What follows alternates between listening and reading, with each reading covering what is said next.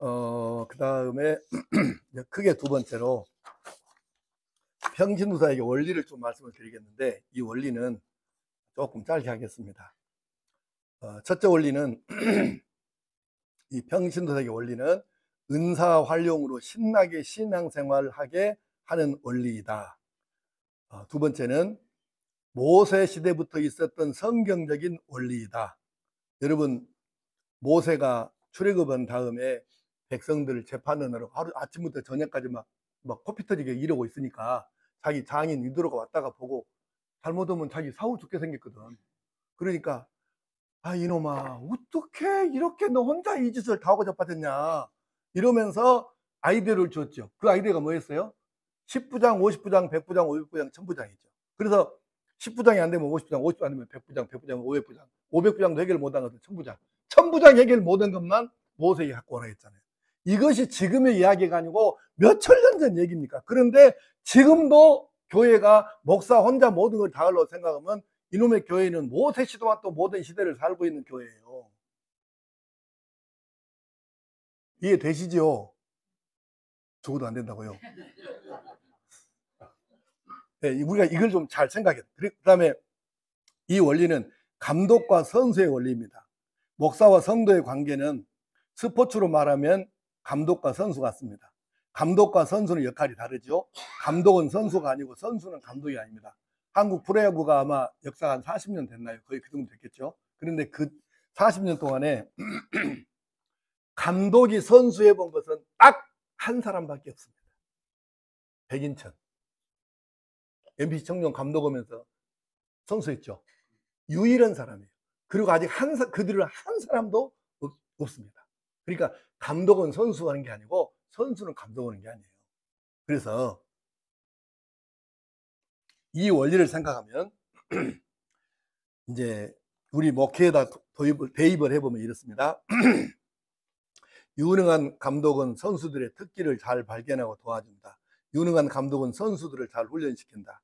유능한 감독은 선수들의 역량을 최대한 끌어낸다. 유능한 감독은 선수들이 즐겁게 뛰도록 환경을 조성한다. 유능한 감독은 선수들의 능력을 극대화시킨다. 그 다음에 유능한 선수는 어떤 선수냐? 유능한 선수는 감독을 신뢰한다. 유능한 선수는 감독의 지도를 잘 따른다. 유능한 선수는 감독의 훈련을 잘 소화한다. 유능한 선수는 감독을 능가한다. 유능한 선수는 즐겁게 뛴다. 그래서 목사와 성도의 관계는 아까 잠깐 말씀드린 대로 드림팀이 돼야 하는 것이죠. 신기한 것이 있는데요. 세계적인 신학자 많은 나라도 있잖아요. 유럽의 여러 나라가 그렇고 미국이 그렇고. 그런데 세계적인 신학자 많이 나온 나라의 교회들은 거의 지금 이렇게 돼가고 있습니다. 이렇게 되는 것이 아니고 이렇게 돼가고 있어요. 문 닫을 지경이잖아요. 내가 이런 교회들 엄청나게 많이 봤습니다. 내가 비록 섬에 살아도 지금까지 100개국을 넘게 돌아다닌 사람이에요. 얼마나 교회들을 많이 봤겠습니까? 그런데 세계적인 신학자 많이 나오는 나라의 교회일수록 교회가 안 됩니다. 그래서 세계적인 신학자 우리는 욕심낼 필요 없어요. 세계적인 평신도 사역자 많이 나오는 그 나라의 교회가 성장하고 성숙하게 되는 줄로 믿습니다. 우리 교회에서는 우리 교회의 가장 소중한 그 두 가지 핵심 가치를 현수목으로 해가지고 우리 예배당 본당이 좀 천장이 높아요. 그래서 양쪽에 그 강단 뒷벽에다가 대형 현수막을 쫙 늘어놨는데 이렇게 해주세요. 하나는 뭐냐면 생명을 구하는 것보다 급하고 중요한 것은 없습니다. 전도란 말이죠. 우리 1번 가치가 전도예요. 우리 교회의 1번 가치가. 두 번째는 그다음에 또 한쪽에는 뭐가 열려있냐면은 나는 성광교회에서 무엇 하는 사람인가? 이 현수막이 걸려있어요. 박 박사님 기억나요? 그거? 우리 언제나 그렇게 걸려있어요. 특별한 행사할 때 이제 바꿀 때만 말고 다시 걸어요. 그러니까 항상 이 두 가지는 우리 성도들이 이걸 보면서 예배당에 와서 앉으면 그게 보이니까 이걸 보고 사는 거예요. 그래서 나는 성광교회에서 무엇 하는 사람인가? 항상 그걸 보고 자기가 이걸 보고 스스로 자문자답해야 돼요. 나는 장로다 권사다 이 말은 이게 아니고 나는 이 교회에서 청소하는 사람인가 찬양하는 사람인가, 가르치는 사람인가, 차량 운전하는 사람인가, 자기 재능에 따라서 교회에서 이걸 가지고 섬기는, 바로 그것을 얘기하는 거예요. 나는 성광교회에서 무엇하는 사람인가, 이것에 답할 수 있어야 합니다. 그래서 이걸 우리가 잘 생각을 해야 하고, 그 다음에 마지막에 원리 하나는 인간의 본성을 활용하는 원리가 평신도사에게 원리입니다. 여러분, 사회학자들이 연구를 했어요.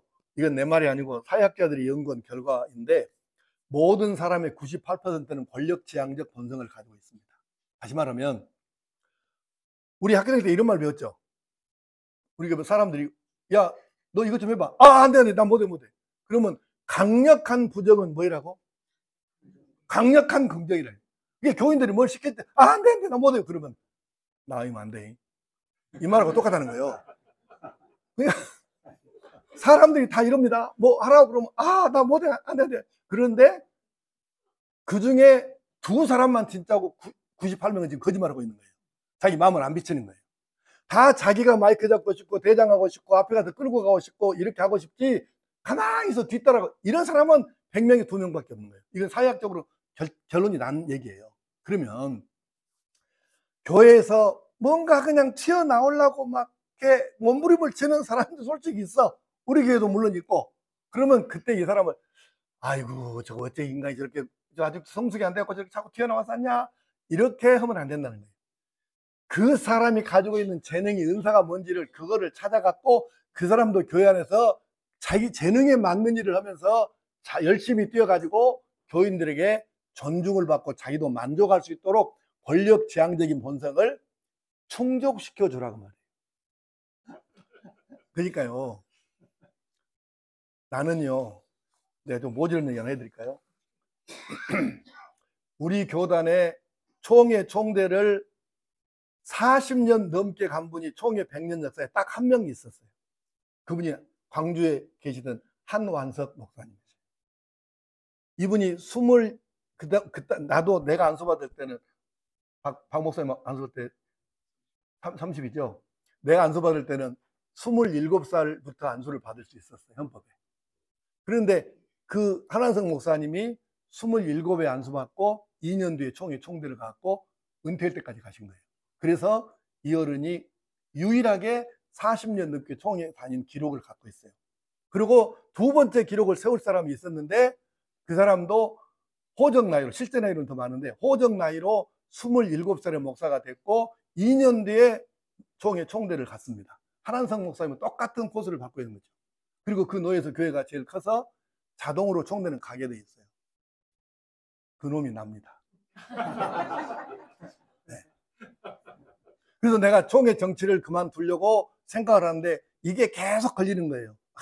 내가 우리 총회 역사에 죽었다 깨면 앞으로 나올 수 없고, 있으면 딱 2명 나올 수 있는데 그 2명 중에 1명이 나인데, 세상에 그것도 한완석 목사님 다음에 난데, 아깝다.